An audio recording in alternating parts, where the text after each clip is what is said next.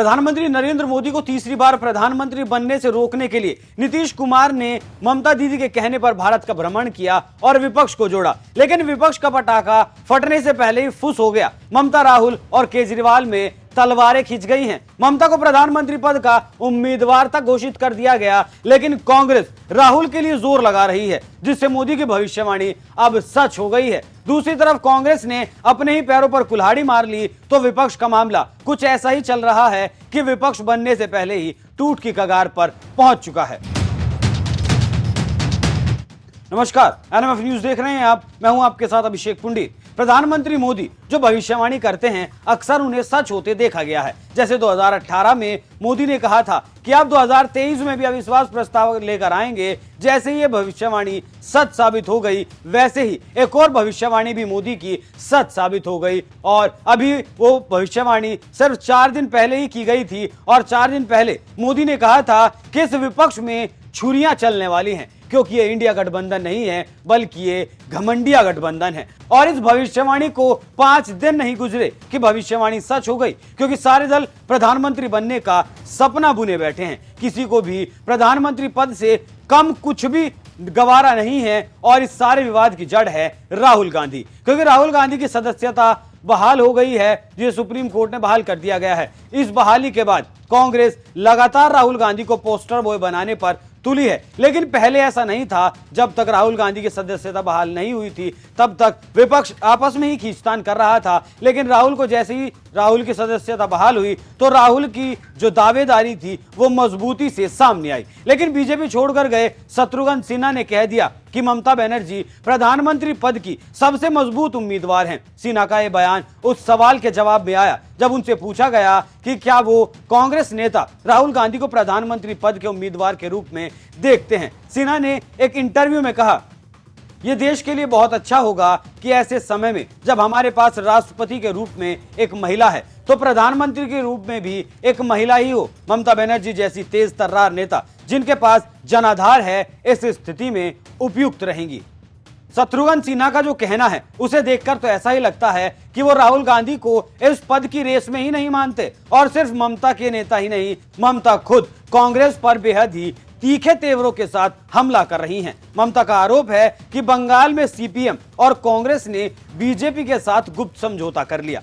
CM ममता ने India के संबंध में कांग्रेस सीपीएम पर दोहरे मापदंडों का रास्ता अपनाने का भी आरोप लगाया है। ममता बनर्जी का कहना है कि जबकि विपरीत दल बीजेपी के नेतृत्व वाले एनडीए के खिलाफ राष्ट्रीय स्तर पर एकजुट होने की कोशिश कर रहे हैं, वहीं कांग्रेस और सीपीएम पश्चिम बंगाल में भाजपा को ऑक्सीजन देने का काम कर रही है। ममता का कहना है कि बंगाल में बीजेपी, कांग्रेस और माकपा के बीच गुप्त समझौता हुआ है। राष्ट्रीय स्तर पर हम इंडिया हासिल करने की कोशिश कर रहे हैं, जबकि पश्चिम बंगाल में बीजेपी इंडिया को तोड़ने का प्रयास कर रही है। ममता यही नहीं रुकती हैं, वो आगे जो कहती हैं उसे ध्यान से सुनने की जरूरत है सभी को। ममता ने आगे कहा कि वो चुपचाप पश्चिम बंगाल में भाजपा से हाथ मिला रहे हैं, उन्हें खुद पर शर्म आनी चाहिए। इन शब्दों का प्रयोग ममता ने सीधे तौर पर कांग्रेस के लिए किया है, उस कांग्रेस के लिए जो इस गठबंधन का सबसे बड़ा दल है। ममता का कहना है कि राजनीतिक ईमानदारी होना बेहद जरूरी है। हर पार्टी को राजनीतिक विचारधारा की एक निश्चित लाइन का पालन करना चाहिए। अगर वो इस रणनीति को जारी रखते हैं तो मैं ये कहने के लिए मजबूर हो जाऊंगी कि टीएमसी भी पश्चिम बंगाल में कांग्रेस और भाजपा के खिलाफ है। ये हालात खराब सिर्फ बंगाल में ही नहीं है, बल्कि महाराष्ट्र का तो इससे भी ज्यादा बुरा हाल है। शरद पवार लगातार भतीजे अजीत पवार से मुलाकात कर रहे हैं, उस भतीजे से मुलाकात कर रहे हैं जिस पर पार्टी को तोड़ने का आरोप लगाया गया। एक मुलाकात हो तो कुछ कहा भी जाए, मुलाकातों का एक दौर चल रहा है, जिसे देखते हुए महाविकास अघाड़ी पर अब खतरे के बादल मंडराने लगे हैं। इन मुलाकातों को देखते हुए सांसद संजय राउत को कहना पड़ गया कि शरद पवार अपना रुख साफ करें कि वो एनडीए के साथ हैं या फिर इंडिया के साथ हैं। अब एक और बयान सुनिए। दरअसल पुणे के एक व्यापारी के घर पर अजीत पवार और शरद पवार की सीक्रेट मीटिंग हुई और इस मीटिंग को चौथी मर्तबा मिलना बताया गया है। इससे पहले भी अजीत पवार और शरद पवार 3 बार मिल चुके हैं। असल में अजीत पवार इस मीटिंग से शरद पवार को बीजेपी के ऑफर के बारे में बताने के लिए आए थे। यह दावा महाराष्ट्र के पूर्व मुख्यमंत्री और सीनियर कांग्रेस नेता पृथ्वीराज चव्हाण ने किया है। अंग्रेजी अखबार फ्री प्रेस जर्नल के मुताबिक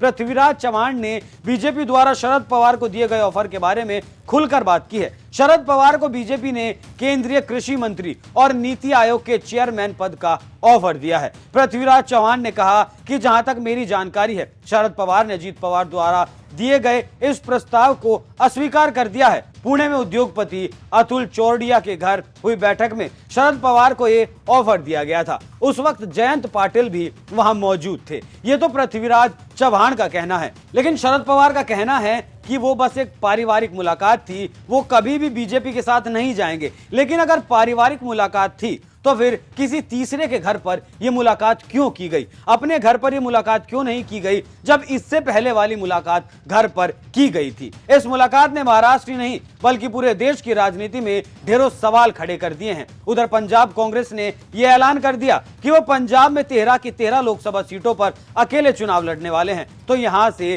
केजरीवाल का पत्ता साफ करने के लिए राहुल गांधी अड़ गए हैं। पंजाब कांग्रेस पहले भी कह चुकी है कि वह केजरीवाल का समर्थन नहीं करना चाहते। यूपी में जयंत को बीजेपी रिझाने में लगी है तो हर तरफ विपक्ष में जोड़ तोड़ की राजनीति चल रही है। नीतीश कुमार को लालू अपने जाल में फंसाना चाहते हैं। उन्हें गठबंधन का संयोजक बनवाकर तेजस्वी के लिए सीएम की कुर्सी खाली करवाना चाहते हैं। लालू राहुल की बारात में जाने का इशारा कर चुके हैं, जिसे राहुल के समर्थन के तौर पर देखा गया था। और राहुल गांधी की दावेदारी को और ज्यादा मजबूत करने के लिए कांग्रेस पार्टी एक बार फिर से राहुल की भारत जोड़ो यात्रा शुरू करवा रही है। विपक्ष की हर पार्टी सामने वाले को फंसाना चाहती है और अपने गेम में फंसाकर दूसरे को धाराशाही कर खुद ज्यादा सीट जीतने की मंशा पर काम कर रही है। और सबको प्रधानमंत्री भी बनना है। तो ऐसे में कहा जा सकता है कि प्रधानमंत्री मोदी की भविष्यवाणी 4 दिन के भीतर ही सच होती दिख रही है। यहाँ सवाल ये भी है, क्या विपक्ष इस तरीके से मोदी को हरा पाएगा? यहाँ तक तो ठीक था, लेकिन कांग्रेस के दिग्गज और कद्दावर कहे जाने वाले नेता तो वोटरों को राक्षस बताने में लगे हैं और उन्हें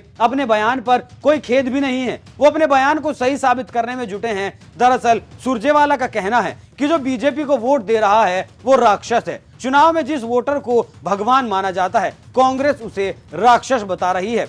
तो बौखलाहट किस कदर बढ़ गई है, इसी बात से अंदाजा लगाया जा सकता है। आप विपक्ष में बढ़ती लगातार खाई और मोदी की भविष्यवाणी पर क्या राय रखते हैं? अपनी राय हमें कमेंट कर जरूर बताएं। नमस्कार।